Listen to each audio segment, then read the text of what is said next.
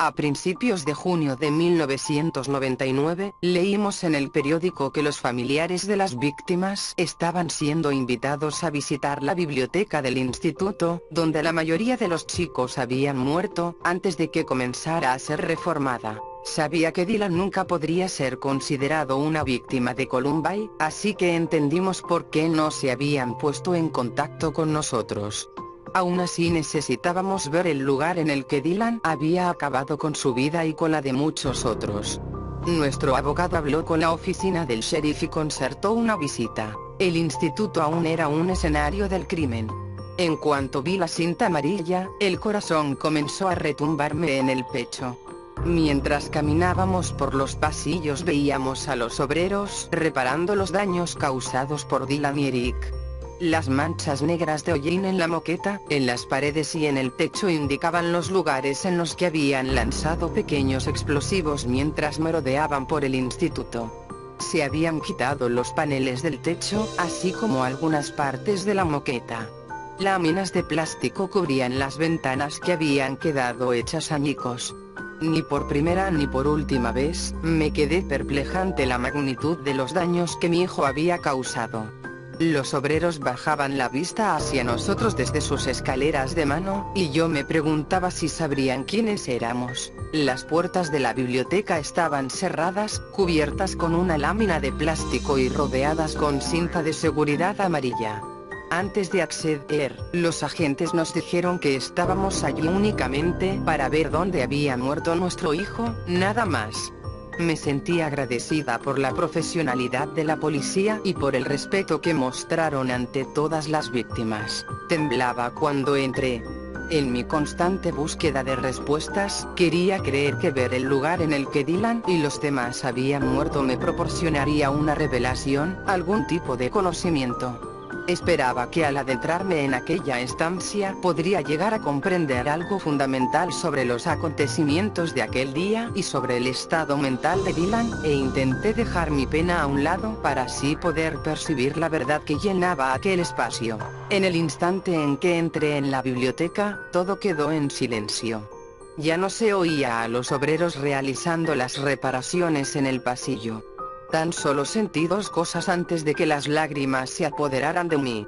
Sentí la presencia de niños y sentí paz. La policía nos condujo hasta el lugar en el que Rick y Dylan habían vuelto las armas contra sí mismos.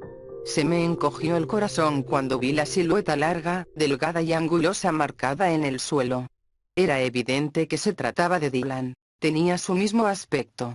Mis lágrimas salpicaron el suelo. Byron puso su mano sobre mi espalda para apaciguarme mientras me arrodillaba junto a la silueta de mi hijo y tocaba la moqueta sobre la que permaneció su cuerpo al desplomarse. Tras escribir una columna hace unas semanas sobre el tiroteo de 1999 en el Instituto Columbine, recibí un email de Tom Klebold, el padre de Dylan Klebold, uno de los agresores. Tom no estaba de acuerdo con la columna, pero lo más llamativo de su mensaje era que a pesar de reconocer el horrible crimen que su hijo había cometido, Tom seguía siendo ferozmente leal hacia él.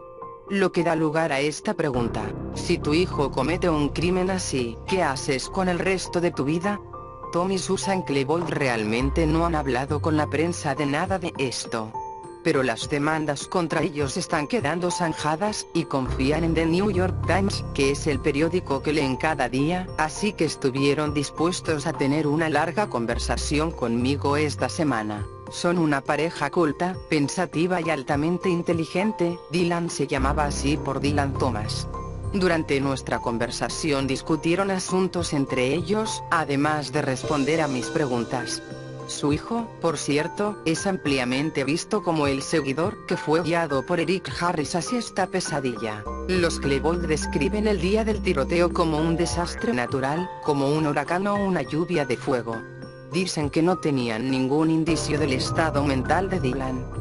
Tom, que trabaja desde casa y veía a su hijo cada día, había pasado parte de la semana anterior con Dylan mirando habitaciones en residencias universitarias para el próximo año. Cuando se enteraron del tiroteo, no se les pasó por la cabeza que Dylan fuera uno de los responsables. Cuando se les informó, corrimos por nuestras vidas, dice Susan.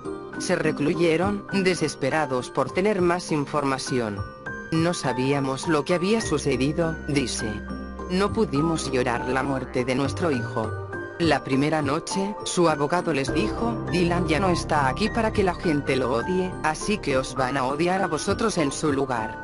Incluso mientras hablamos esta semana, Tom tiene delante los resultados de las encuestas, reportajes de las noticias y documentos que muestran que el 83% de los estadounidenses creían que los padres eran en parte culpables.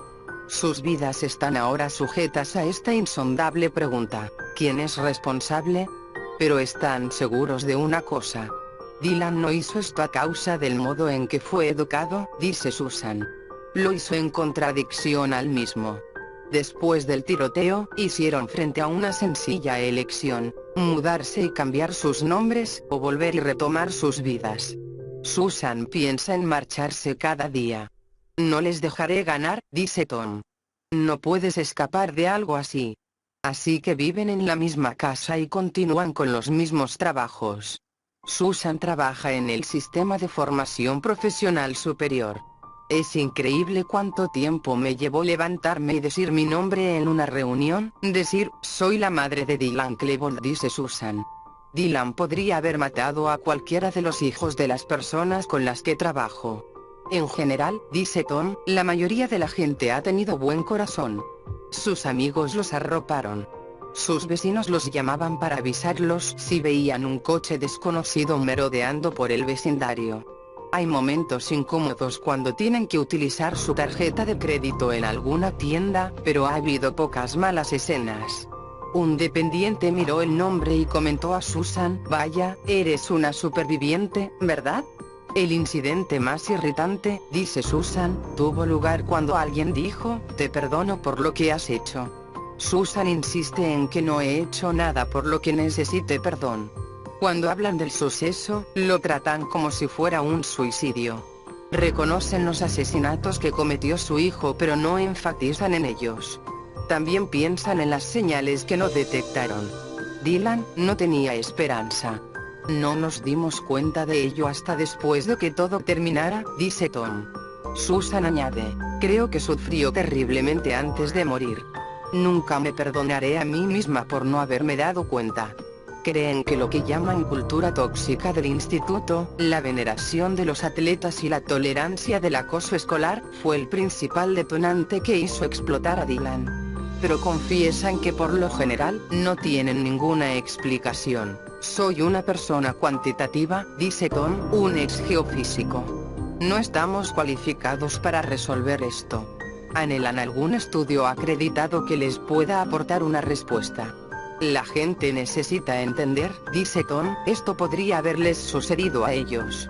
Mi instinto es que Dylan Klebold era un agente moral autónomo que tomó sus decisiones y debería ser condenado por ellas. Ni su instituto ni sus padres determinaron su comportamiento. Ahora sus padres sufren las terribles consecuencias. Diría que las están afrontando con valentía y honradez. Abajo dejaré un link para que puedan ver una entrevista completa a su Klebold. Si el video te gustó, dale pulgar arriba y comenta. Gracias por verlo.